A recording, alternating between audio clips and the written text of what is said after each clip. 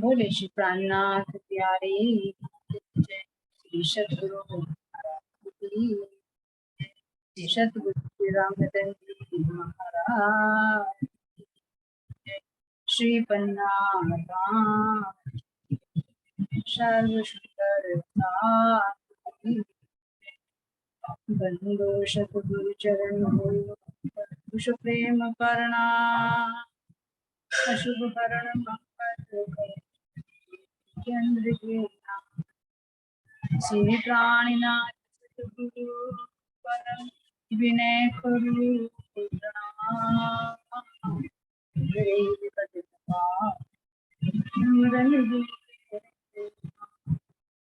श्री राम रतन सतगुरु पातो सकल गले चरणों में करो परवेश। श्री प्राणीनाथ की कुलपति श्री मेहराज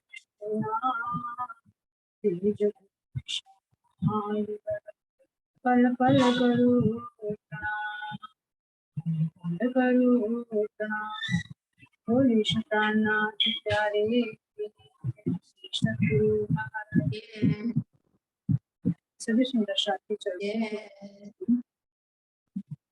सुंदर साथ जी सतगुरु महाराज जी का ध्यान करते हुए श्री पन्ना जी धाम में विराजमान महामती श्री प्राणनाथ जी के चरणों में प्रणाम करते हुए, श्री जुगलदास जी महाराज जी के चरणों में प्रणाम करते हुए अब हम अपनी श्रद्धा को प्रभु में लेकर चलते हैं, जहाँ का जुगलदास जी महाराज जी वर्णन। तब हमारा प्रसंग चल रहा है श्रीधर लीला का, किस तरह से हमने परम धाम में बैठे बैठे ही इस खेल को देखा, तीन का ब्रज रास और जल, और ये तीनों खेल लेकर अब फिर हमारे चिंता को कहाँ लेकर जा रहे हैं, वापस मूल मिलन में वही काम को हमें करा कि किस तरह से हमारा जो रंग महल है, रंग महल के अंदर जो हमारा मूल मिला हुआ है, किस तरह वो ज्योति से भरपूर है, हर तरह का नूर की नूर प्रकाशित हो रहा है।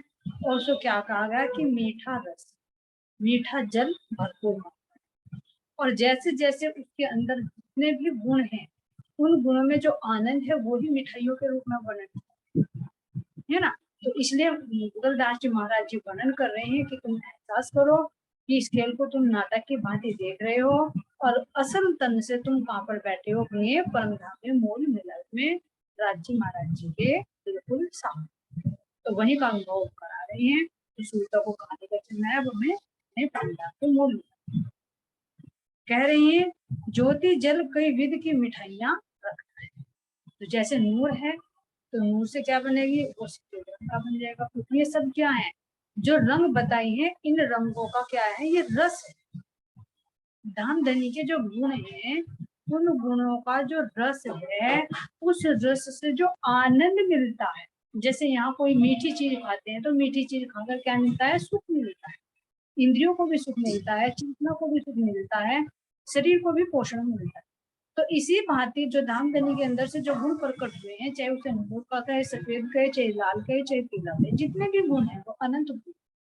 तो उन सबसे हमारी आत्मा को सुख प्राप्त होता है, हमारी गुण इंद्रियों को प्राप्त होता है। तो और हमारी आत्मा का आहार भी ये गुण है। तो इसलिए इनको क्या दिया गया है, उपमा दी गई है, क्योंकि मीठा रस है। तो इसलिए कह रहे हैं कि कई विध की मिठाइयां रखता और हुस्न की नूर खूबी से मोल मिलावा और 60 मंदिर भरे। आप ध्यान देखना, हमने मोल मिलावा, हुस्न की नूर, जो हमारा हुस्न है, जो हमारी सुंदरता है, जो धामधनी की सुंदरता है, जो थंबों की सुंदरता है, जो मंदिरों की सुंदरता है, जो नूर की सुंदरता है, वो क्या कह रही है, इन खूबी और मूल मिलावा 60 मंदिर बने। पूरा मूल मिलावा का जो चौक है वो भरा हुआ है, और मंदिर भी, जो मंदिर है उन मंदिरों में सारी जो हमारे सामग्री, बैठने के हमारे सिंहासन है, कुर्सियां हैं, ओढ़ने के लिए हमारी सेजियां है ना, झूलने के लिए हमारे झूले हैं, और हमारी खान पीन की वस्तुएं हैं, श्रृंगार की वस्तुएं हैं, वस्त्र और आभूषण है, बक्से हैं, जितनी भी चीज चाहिए वो सब चीज वहां पर मौजूद है। तो वो सब चीज किसकी है, नूर ही नूर की है ना। तो इसलिए कह रहे हैं कि हमारा मूल मिलावा और 60 मंदिर किससे भरे हुए हैं? हुस्न की नूरी खूबी से, यानी सुंदरता से भरे। और मिठाई अधरा अमृत की पी पी के मंदिर थम कठेड़ा चौक चबूतरे गिलम चंद्रवा सुरंग सुर्ख हुई। ध्यान देना इसको क्या है। और मिठाई अधरा अमृत, तो सर्वोत्तम मिठाई क्या है? अधरा अमृत, जो धाम के अधरों से जो अमृत निकलता है, मीठी बोली मीठी भाषा, मेरे मीठे बोले साथी बस हरा प्रेमी मगन ये खिलाता क्या। तो ये धाम तो मीठे शब्द है, वाणी के रूप में जो प्रकट हुए हैं, तो इन्हीं के माध्यम से तो हमारा परिणाम का द्वार खुला, इन्हीं से तो हमारा रूह का काम बना है, इसी से तो जीव का काम बना है, इसे अखंड मुक्ति रूह को अपने धाम देने में, है ना।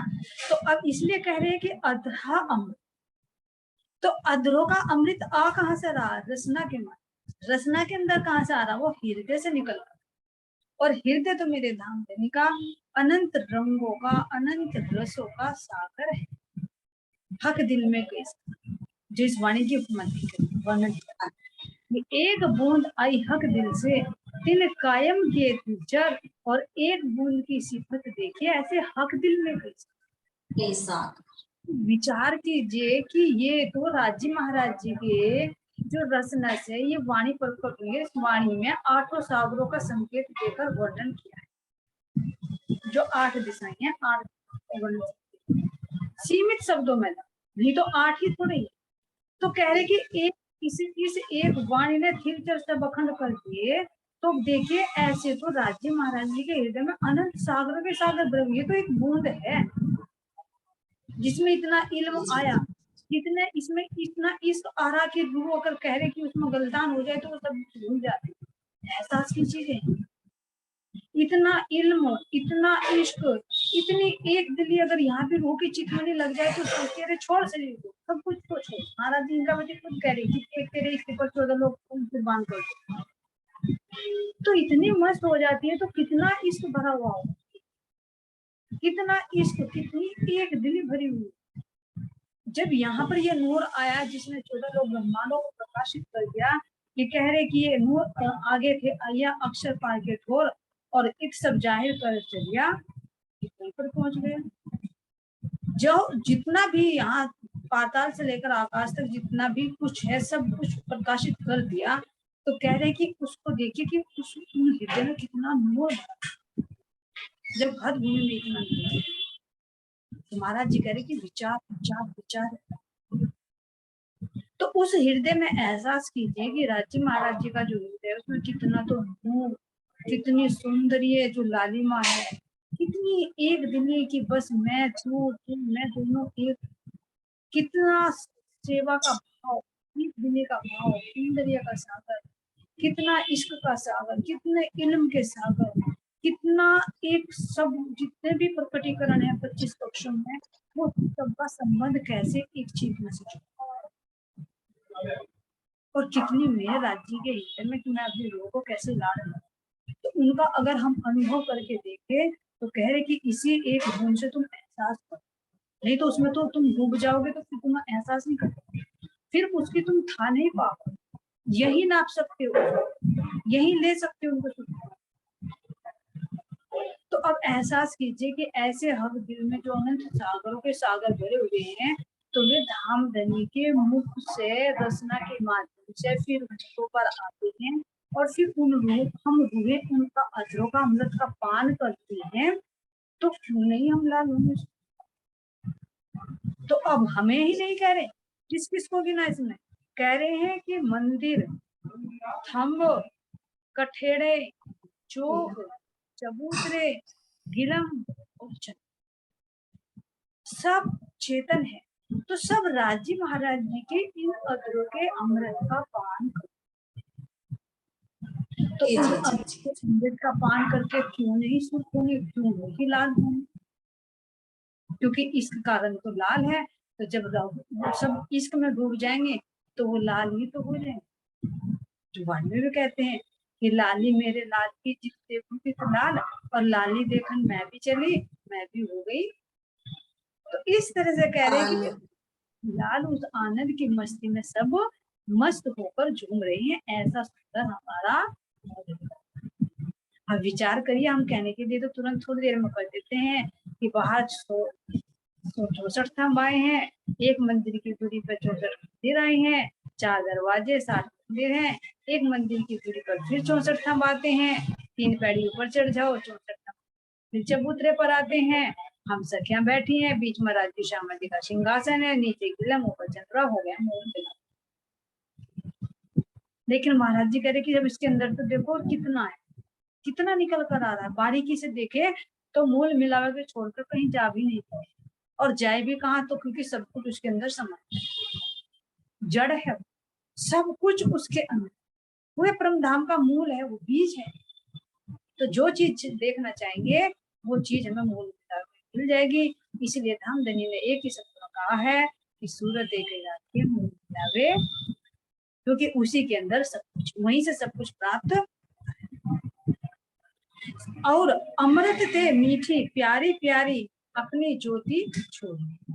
अब जो ये सब राजी महाराज जी के अधरों के अमृत का पान करके सब लाल सूट हो रहे हैं आनंद में, तो ये भी क्या कर रही है, अमृत से भी मीठी मीठी मीठी अपनी प्यारी ज्योति छोड़ी। तो इनके अंदर से भी अपना अपना नूर निकल रहा है। पूर्व के दरवाजे से दक्षिण के दरवाजों लोग सारे थम ज्योति की मीठी धारे चली। अब देखिए कि पूर्व का दरवाजा कैसा आता है हमारे हरे रंग, और उसके बराबर में कौन से आते हैं, नीले। और अब परिक्रमा करते हुए किधर को चलेंगे, अपने बाईं यानी दक्षिण दिशा की। तो दक्षिण तरफ कौन से थम आते हैं हमारे, मध्य में तो आते हैं हमारे लाल रंग के, और दाएं बाएं आते हैं हमारे पीले। तो यानी पूर्व के दरवाजे से दक्षिण के दरवाजे लो जो हमारे थंब आते हैं, हीरा लहसुनिया, गोमादिक, मोती, पन्ना, परवाल, हेम, चांदी, नूर, कंचन, फिरोजा और ये 12 नगों के हमारे थंब आते हैं पूर्व दरवाजे से दक्षिण दरवाजे। और 4-4 थंब ये इसके रूप हो जाएंगे, क्योंकि एक हरा और एक नीला, तो कितने हुए 14। फिर एक इधर ले लो, एक पीला और एक लाल, तो कितने हो गए 16। तो एक खांचे में ये 16 थंब हो जाए, जिसमें 12 नगों के आते हैं और 4 हमारी धातु के, हेम, कंचन, चांदी और 4 हमारी ये धातु। तो इनका प्रकाश का वर्णन करते हुए क्या कह रहे हैं कि पूर्व दिशा के दरवाजे से दक्षिण दिशा के दरवाजे लो थंब ज्योति की मीठी धारे चली। तो ये जो धारा चल रही, यानी पहले नूर का प्रकाश, फिर लाल के बाद कौन सा आता है, लहसुनिया का आता है, फिर गोमादिक, फिर मोती, फिर पन्ना। तो ऐसे रंग एक दूसरे से अटैच होते चले जाते। तो ऐसा लग रहा है, क्योंकि ये चलायमान है, चेतन है, तो ऐसा लग रहा है कि जैसे ज्योति की धारा बिल्कुल चलायमान, जैसे हमारे चारों तरफ कोई प्रकाश सर्किल में, ऐसे कह रहे कि जैसे ज्योति की धारा वो चल रही, और उसमें भी अनंत रंग। और अनंत रंग कैसे कि कहीं पर डार्क, कहीं पर फिर हल्का, फिर जहाँ पर 2 रंग मिलेंगे वहां पर नया रंग आएगा। फिर अगर लाल की तरफ को चलेंगे तो हल्का लाल हो जाएगा, फिर उससे डार्क, फिर उससे डार्क, फिर बिल्कुल सुर्ख लाल, फिर दूसरी तरफ को हल्का होता चला जाएगा। लाल के बाद फिर पहला सफेद आएगा, फिर लहसुनिया आएगा, फिर सफेद आएगा। तो इस तरह से जितने भी रंग एक दूसरे से अटैच होते चले जाएंगे, तो चारों तरफ हर रंगों की धारा प्रवाहित होती हुई नजर आ रही। और वो भी कैसी है, चेतन है, अनेक तरह के उसके अंदर पैटर्न है, वो कलाकारी करती है। वो कह रहे कि कहाँ पर जहाँ पे खाली जगह वहां पर नूर ही नूर टकराता है। अब जब टकराता है तो वो कोई आकृति भी लेता होगा, वो कोई क्रिया भी करता होगा, चेतन है। तो इस तरह से अनुभव करें ये प्रकाश कितना आनंद। तो ऐसे कह रहे कि इसकी शोभा को देखिए कैसे नूरी ज्योति जल रही। और इसी तरह से उत्तर के दरवाजे से पश्चिम के दरवाजों लो जो 16 थंब हैं इनको लगी। ऐसे ही पश्चिम से उत्तर की तरफ को, और ऐसे ही उत्तर से पूर्व की तरफ। पूर्व के दरवाजे से उत्तर के दरवाजे लो, जो 16 थंब है, इनसे अत्यंत सुंदर मीठी ज्योति की धारे सो दक्षिण के दरवाजे से पश्चिम के दरवाजे लो, जो 16 थंब है, इनको लगी है। पश्चिम के दरवाजे से दोनों तरफ के 16-16 थंब हैं, इनको लगी है। सो 60 मंदिर की ज्योति की दीवारें हक रंगी है और 4 दीवारें दरवाजे के थंबों की दुरंगी है। अब एहसास करो कि जो हमारे ये थंब खड़े हुए हैं 64 थंब, तो ये 4 खांचों में आए हैं, तो चारों तरफ ऐसा लग रहा है कि जैसे नूर ने हमारे चारों तरफ एक ओरा बना दिया, घेरा बना दिया, हम कुछ नहीं। तो यही तो मूल है। जब हमारी आत्मा इन 16 गुणों से ओत-प्रोत होकर इनका श्रृंगार सजकर बैठ जाए, तो यही तो मूल है। फिर वो मूल में क्यों जाए? इसीलिए कहते हैं कि बैठे घर जागे राम, पूर्ण मनोरथ ये सब। जब आत्मा के हृदय में आत्मा 16 श्रृंगार ये सज लेगी चारों, तो क्यों नहीं वो धाम धनी के मोह में बैठे, क्यों नहीं वो अपने जड़ को पकड़े? तो इन गुणों को पकड़ना, इन गुणों को धारण करना ही उसका अपने में पहुंचा है, जिनको वो भूल। तो इसीलिए कह रहे हैं कि ये 16-16 थंब है, इनको लगी है। सो 60 मंदिर की ज्योति की दीवारें हक रंगी है और 4 दीवारें दरवाजों के थंबों की दुरंगी। अब ध्यान देना, इसमें कह रहे हैं कि जो 4 दरवाजे हैं, उनकी जो दीवारें हैं वे 2 रंगों की। क्यों 2 रंगों की है? क्योंकि एक तरफ तो हरा रंग आया है और एक तरफ दूसरा रंग की जोत पड़ी है। तो इसलिए कह रहे हैं कि 4 दीवारें दरवाजों के थंबों की दुरंगी, 2 रंगों की, और सुंदर 3 खुटे 4 खुटे ज्योति के चौक पड़े हैं। अब मान लीजिए कैसे है कि थंब कहाँ पर आए हैं, जहां पर हमारे मंदिर आते हैं, मंदिर की संधि की दीवार होती है, वहां पर थंब। तो जहां पर एक मंदिर शुरू हुआ वहां पर हमारा हीरे का थंब, फिर उससे आगे हमारा नीली का थंब, तो दूसरे मंदिर की संख्या है। तो इन 2 थंबों के बीच में एक मंदिर बना ना, हीरे के और लक्ष्मिया के बीच में, हीरे के लक्ष्मिया के बीच में हमारा एक मंदिर बना, तो उस पे 2 रंगों की आभा मंदिर की शोभा को दिखा रहे हैं।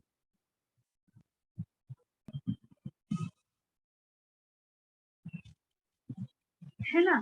तो अब ध्यान देना कि 2 थंब है हमारे, एक हीरे का थंब है, एक हमारा लक्ष्मिया का थंब है।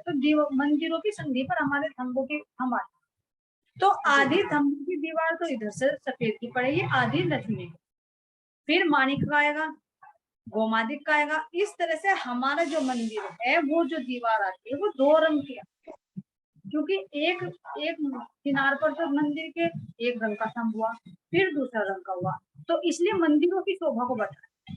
इसका एहसास की कि ये मंदिरों की जो मूल मिलाप के हमारे मंदिर हैं, इनकी जो दीवारें आई हैं, ये 2-2 रंगों की, जैसे नूर टका है ना, 2 रंगी है और सुंदर 3 खुटे चौखुटे ज्योति के चौक पड़े और दुरंगी 4 दीवाले जो दरवाजों के थंबों की, इनमें 4 दरवाजों के मध्य में एक चौक पड़ा है।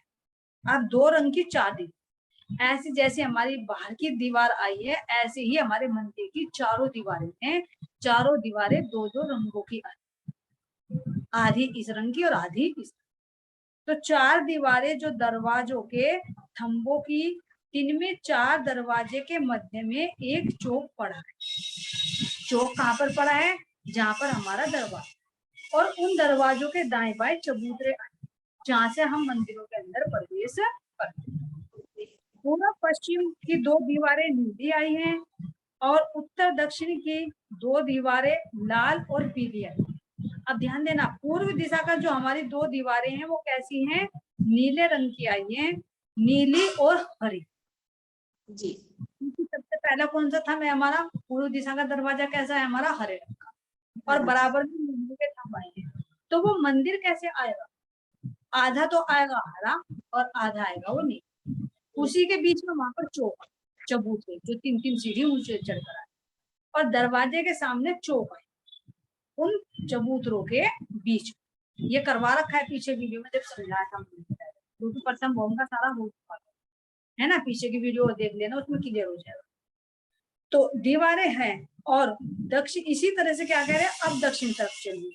दक्षिण उत्तर की 2 दीवारें लाल और पीली आई, क्योंकि उधर हमारा लाल रंग का तो दरवाजा है, पीले रंग के, तो उधर भी 2 मंदिरों की 2 रंगों की दीवारें आई। सो मंदिर भर लंबा चौड़ा जो ज्योति का चौक। अब चौक की किसकी बात कर रहे हैं, जहां पर थंबों के मंदिरों के बीच में एक मंदिर की दूरी आई है, तो वहां पर हमारे सुंदर चबूतरा बना हुए हैं, 3-3 सीढ़ी ऊंचे ऊपर, तो उनके साथ, उनके बीच में, और अंदर से कहे तो दरवाजे के बिल्कुल सामने। कैसा चौक, जैसा हमारे रंग महल में 2 चबूतरे हैं और मध्य में सामने हमारे 2 मंदिर का लंबा चौड़ा एक चौक, तो इस तरह से चारों दरवाजों के सामने हमारा एक चौक आ रहा है। वो कितना है, एक मंदिर का लंबा और एक मंदिर का चौक। इस चौकों का वर्णन करते हैं, ठीक है। एक अच्छा, दक्षिण उत्तर की 2 दीवारें लाल पीली है, सो मंदिर भर का लंबा चौड़ा जो ज्योति का चौक है, सो उसकी पूर्व और पश्चिम की दीवार नीली हरी मिश्र, नीली और हरी। इस चौक के मध्य सिंहासन मासूक का रखा है, 3 में 2 जीव जीवन बैठे। अब ध्यान देना, सो अब कह रहे हैं, सो मंदिर का लंबा चौड़ा जो ज्योति का चौक है। अब 100 मंदिर भर किसका बात कर रही है, अब अंदर वाले की बात है, भले ही 64 का, लेकिन यहाँ पर कम कम हो, तो अंदर वाले की बात कर रहे हैं कि लंबा चौड़ा जो ज्योति का चौक है, सो उसके पूर्व पश्चिम की दीवार नीली हरी मिश्रित है, मंदिर भर का है, 100 मंदिर भर का। 100 किसके लिए गया, 100 मंदिर ने कहा, 100 मंदिर भर का, यानी वो 100 नहीं समझना यहाँ पर, 100 का मतलब वो, जैसे निजनामे की 100 तो अब जाहिर है ना, तो इसलिए कह रहे कि 100 मंदिर भर का लंबा चौड़ा जो ज्योति का चौक है, सो उसकी पूर्व और पश्चिम की दीवार, पूर्व और पश्चिम की दीवार हरी मिश्रित, नीली और हरी। इस चौक के, क्योंकि उसी का प्रकाश पड़ेगा ना पूर्व में पश्चिम में, जैसे हमारे रंग महल का मुख्य दरवाजा है, पीछे भी ऐसे दरवाजा आता है, बाहर भी ऐसे, इसी तरह इसकी बात कर रहे हैं पूर्व की और पश्चिम, तो जैसी परछाई इसकी पड़ेगी वैसी परछाई उसकी पड़ेगी। नीली हरी मिश्रित है। इस चौक के मध्य सिंहासन मासूक का रखा है, इनमें 2 जीव जीवन बैठे। अब इन सबके चारों दरवाजों के बीच में जो चौक आता है, ये तो चारों दरवाजों का बताया वर्णन, मंदिरों का वर्णन करके अंदर जा रहे चबूतरे पर, तो उस चबूतरे से भी ऊपर चढ़कर और मंदिरों में भी वर्णन कर रहे हैं। तो मंदिरों में भी ध्यान देना, मंदिरों में भी सुंदर सिंहासन आए, जैसे हमारा मूल मिलाव मंदिर आया ऐसे ही इसके अंदर, लेकिन अब कहाँ का वर्णन करे, बाहर से वर्णन करे और मंदिरों का वर्णन करे। तो कह रहे हैं कि इस चौक के मध्य सिंहासन मासूक का रखा है, इनमें 2 जीव जीवन बैठे हैं, अमृत ते मीठी ज्योति जुगल जीवन की उठी है, जो चंद्रमा में लगी, गिलम से चंद्र वालों अत्यंत सुंदर मीठी ज्योति का एक मासूक थंब खड़ा है, उस मासूक थंब को घेर के 3.5 मंदिर के अंतर से 2000 रूहों की हार कतार बैठी है। अब आगे मूल मिलावे के अंदर का वर्णन कर रहे हैं, क्योंकि मंदिरों से अंदर निकाल के यहाँ पे शॉर्ट कर दिया, बाहर की हार दिखा दी, उनके दरवाजे दिखा दिए, फिर इसी तरह से मंदिर दिखा दिए, जो रंग मंदिरों के आएंगे वही दरवाजों के आएंगे, फिर अंदर के थंब ले लिए, फिर अब चबूतरे पर चढ़कर ऐसे ही उनकी दीवार को प्रकाश किया। अब मध्य में आगे कि वहां पर ऐसा हो रहा है कि राज्य का जो सिंहासन पड़ा कि जैसे कोई एक नूर का थंब खड़ा, लेकिन उसका जो सबूत है, पीछे भी वर्णन रखा था जब सिंहाग्रहण चल रहा था कि ए ज्योत में शोभा सुंदर, देखिए हृदय में कि इस ज्योत में शोभा सुंदर है, जिसको ज्योति स्वरूप कहकर वर्णन किया, बिंदु कहकर वर्णन किया कि ज्योति है, लेकिन उस ज्योति का वर्णन दूसरा कौन कर सकता है। राज्य महाराज जी ने खुद वर्णन किया कि देखो इस ज्योति में मेरा कितना सुंदर स्वरूप है, ये ज्योत में शोभा सुंदर देख हृदय में, तो हृदय के नेत्रों से देखिए कि इस ज्योति में कितना सुंदर स्वरूप समाया है, उसका वर्णन कर। तो कह रहे हैं कि 3.5 मंदिर के अंतर से यानी 3.5 मंदिर की दूरी, 2 राज्य महाराज जी के और सिंहासन। 3.5 मंदिर के अंतर से 2000 रुओं की हार कतार बैठी। 4 दरवाजे की मांग छोड़ के, यानी 4 दरवाजों की हद को छोड़, ध्यान देना, 4 दरवाजे हैं वहां पर नहीं बैठी सकते, 4 खांचों में बैठे, यानी जहां से जहां तक हमारे 16 थंब आए हैं, तो 4 दरवाजों की जगह को छोड़ो, 4 कतारों में, 4 हांसों में, हांस कहे या फिर उनको खांचे, तो 4 खांचों में सखियां बैठी।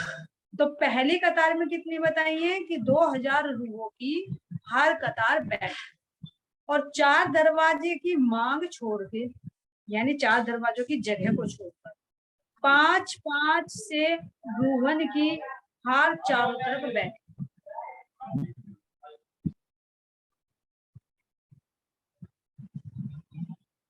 चार दरवाजे की मांग को छोड़कर 5-5 से रूहन की हार चारों तरफ बैठी हैं, मानिंद अनार से के घसी हुई, यानी जैसे अनार के दाने होते हैं ऐसे वे एक दूसरे से मिलकर बैठे। जो 4 खांचों में सखियां बैठी हैं, तो वे जो सखियां बैठी हैं एक खांचे में, एक कतार में, जैसे कहा कि 2000 बैठी हैं, फिर 4000 बैठी हैं, फिर 6000, कैसे 3 कतार। तो वे जो कतारों में बैठी हैं, तो वे कैसे बैठी, एक दूसरे के गलबैया ऐसे बैठी कि उनके बीच में एक अंगुली भी प्रवेश नहीं कर सकती, जो कह रहे कि दारिम की कलियों की भांति। जैसे अनार के दाने होते हैं ना, ध्यान देना, जैसे अनार होता है ना, तो अनार को तुम छीलोगे, तो अनार के अंदर क्या सारे दाने एक जगह मिले हुए होते हैं? नहीं होते ना, अलग अलग पार्टीशन होता है, अलग अलग एक सफेद छिलका होता है बीच में, एक गुच्छा सा ये बन गए, एक जगह जुड़े हुए, फिर दूसरा उतारो, दूसरा गुच्छा होता है। कोई पूरे अनार के अंदर सारे दाने एक जगह मिले हुए नहीं होते, अलग अलग पार्टीशन होता है। लेकिन जहाँ एक पार्ट होता है, जहाँ पर एक समूह होता है, तो वो बिल्कुल जुड़े हुए, तो उनके अंदर तुम सुई भी डालोगे ना, तो उनका जूस निकल, और अगर तुम अलग करना चाहोगे तो वो छिलका आराम से अलग हो जाएगा जहाँ पर पार्टीशन। तो इसी तरह करे जुगलदास जी महाराज, और बड़ी व्रती में शायद जवाहर दास जी महाराज जी ने भी वर्णन किया है 3 कतार, है ना, और इसमें भी हमारे जुगलदास जी महाराज जी वर्णन कर रहे हैं 3 कतारों का, क्योंकि अलग अलग भाव हो जाते हैं। वाणी में भी दिया है कि हमारे दारम की कलियों की भांति बैठे हैं, है ना, तो ये भेद हो जाता है, सबकी अपनी अपनी अलग अलग होती है। हम तो ये जुगलदास जी महाराज जी ने जो वर्णन किया है इसको पढ़, जो जिसके मन में जैसा आता है वैसा भाव ले सकता है, क्योंकि परमधाम है, इच्छा का दरबार है, जो जैसा चाहेगा वैसा महाप्रभु उस स्वभाव मौजूद हो जाए। ठीक है, तो ये जो हमारे बता रहे हैं कि जैसे अनार का दान, अनार होता है, अनार को हम जब छीलते हैं तो उसके अंदर छिलका होता है, एक सफेद आवरण होता है, उसको हम अलग कर सकते हैं। देख, अनार लेकर उसको काट कर देखने से बिना खाया सबको पता होता है ना। तो इसी तरह से कह रहे हैं कि जो सखियां बैठी है ना, अब एक कतार में मान लो 3 लाइन में सखियां बैठी, तो पहली कतार में हमारी 2000 सखियां हैं, तो एक खांसी में कितनी आएंगी हमारी? 500। तो जो 500 सखियां में ऐसे जुड़कर बैठी हैं, ऐसे जुड़कर बैठी है गलबैया दाढ़ी की। ठीक, इसमें दोनों चीजें दी, इसमें पहले कतार भी बता दी, 3.5 मंदिर की दूरी भी बता दी, और फिर कह रहे कि अनार के दानों की भांति कसकर बैठी, दोनों बातें दे रही। तो मतभेद नहीं होना चाहिए, हमारी बुद्धि नहीं समझ पाती इसलिए मतभेद। तो इसमें दोनों भाव बता रहे, तो इसको विचार करें कि दोनों भाव कैसे है। कहे कि अनार की बात है, अनार के दानों की बात है, तो अनार के दाने के अंदर देखो पूरे के पूरे दाने एक जगह नहीं जुड़े हुए, पार्टीशन। तो इसी बात हम देख सकते हैं। तो अब जो वर्णन कर रहे हैं कि 500 सखियां 4 खांचों में बैठी हैं, तो वे कैसे बैठी है? दारिम की कलियों की भांति। इसी दिन से हमारी दूसरी कतार आती है, तो दूसरी कतार में हमारी कितनी सखियां आती हैं? 4000। तो एक खांचे में कितनी आनी चाहिए हमारी? 1000। तो वे 1000 सखियां दारिम की कलियों की भांति जुड़कर बैठी गलबैया। फिर आती है हमारी तीसरी कतार, तीसरी कतार में कितनी आती है हमारी? 6000 6000 सखियां। तो एक खांचे में कितनी आएगी? 1500 सखियां आनी चाहिए। तो 1500 सखियां ऐसे बैठी है गलबैया डालकर दाढ़ी की कलियों की। तो दोनों भाव दिखा रहे, जिसको जो अच्छा लगे वो। और जो अगर हम वाणी के आधार पर भी देखें कि दारिम की कलियों की भांति आता है, तो अनार को छील कर देखो तो उसके अंदर पार्टीशन होता है, सारा एक जगह नहीं। इसलिए यहाँ पर हमें साक्षी मिल रही है कि जो वो जैसा देखना चाहिए, यानी ये दिखाई दे रहा है इसके अंदर, तो जो मेरी रूह भी देख पा रही है कि सखियां बैठी तो 3 कतारों में है, लेकिन जो कहा कि वो दारिम की कलियों की भांति बैठी है, ऐसे गलबैया डालकर बैठी हैं कि उनके बीच ना अंगुली मार चौपाई आती, बीच हाथ ना अंगुली मार, ए रूहे बैठी एक हुए, ये मेला बैठा एक हुए के, रूहे एक दूसरे को ला, है ना। पूरी चौपाई मेरे याद नहीं आ रही है, लिखी हुई है कि उनके बीच में एक अंगुली भी प्रवेश नहीं कर सकती। तो अब अंदर की दृष्टि से देखें तो एक होकर कैसे बैठी है, जो वाणी में कहा कि मेला बैठा एक हो के एक दूसरे को मिला, कि एक तो ऐसे बैठे कि हम खेल को देख रहे तो एक ही तरह के खेल देख रहे, एक ही साथ तो खेल देख रहे, सब पर परामर्शी का एक होकर बैठे। लेकिन अगर विचार करें कि अगर 3 कतारों में नहीं बैठी तो फिर जुगलदास जी महाराज जी ने क्यों वर्णन किया बड़ी व्रती में, जबकि उन्होंने तो बड़ी व्रती में जवाहरदास जी महाराज जी ने तो बारीकी से वर्णन किया है, बहुत बारीकी से 25 पक्ष में एक एक बारीकी में उतारा है, तो फिर उन्होंने 3 कतारों में क्यों वर्णन किया है। फिर ये जुगलदास जी महाराज जी ने जो वर्णन किया है, इनके अंदर तो साक्षात राज जी महाराज जी विराजमान हुए, उनके आवेश से ये वाणी उतरी है, जो उन्होंने आंखों पर पट्टी बांधी है कि मुझे दर्शन क्यों नहीं हुए, साक्षात दर्शन हुए, तो फिर उन्होंने क्यों 3 कतारों में वर्णन किया है ना। तो अब 3 कतारों का वर्णन भी कर रहे हैं और अनार की दाल की भांति भी वर्णन कर रहे हैं। तो मेरे विचार से तो मुझे तो जहां तक समझ में आ रहा है, यही आ रहा है कि 3 कतारों में सखियां बैठी हैं और 4 खांचों में सखियां बैठी है, 4 रास्तों को छोड़कर।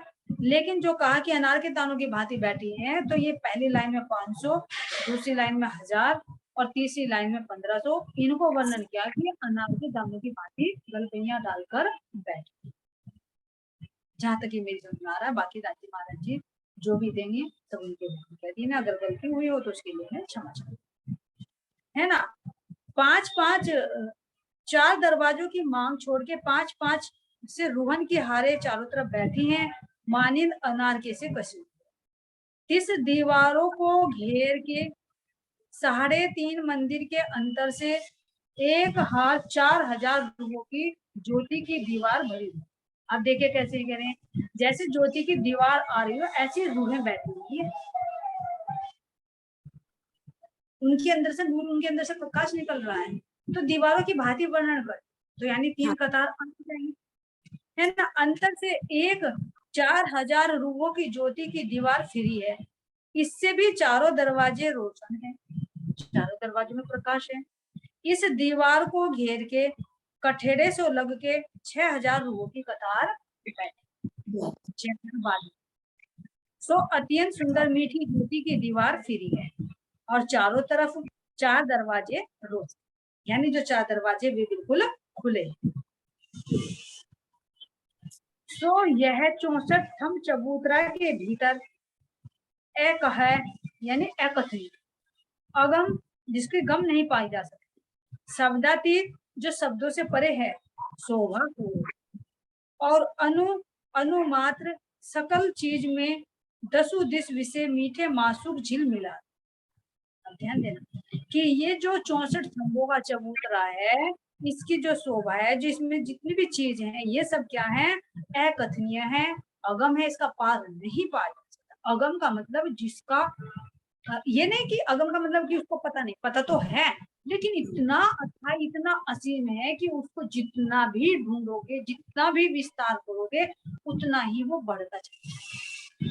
इसलिए कह दिया कि अगम है, उसके पार नहीं पा सकते, क्योंकि परिपूर्ण है, अनंत है, अंत ही नहीं है, तो पूर्ण कैसे करोगे, उसकी गम कैसे पाओगे। तो इसलिए कहे कि वो अगम है, उसकी पार नहीं पाई जा सकती, और शब्दातीत है, शब्दों में वो नहीं आ सकती, एक अनुभव, एक शोभा हो रही है, और अनुमान, चाहे अणु हो चाहे परमाणु हो, जितनी भी सब चीजें हैं 10 दिशाओं में, सब में मीठे मासूक ही चीजें, सब में मीठे मासूक धाम धनी ही नजर आ रहे हैं, क्योंकि चाहे खंभों के रूप में है, चाहे मंदिरों के रूप में है, चाहे चबूतरों के रूप में है, चाहे चंद्रमा चाहे गिलम के रूप में है, सब में मेरी धाम धनी का नूर मेरे दान देने की चेतना ही प्रकाशित बोलिए श्री प्राणनाथ प्यारे की जय। श्री श्री प्रणाम जी। श्री सुंदर शास्त्री।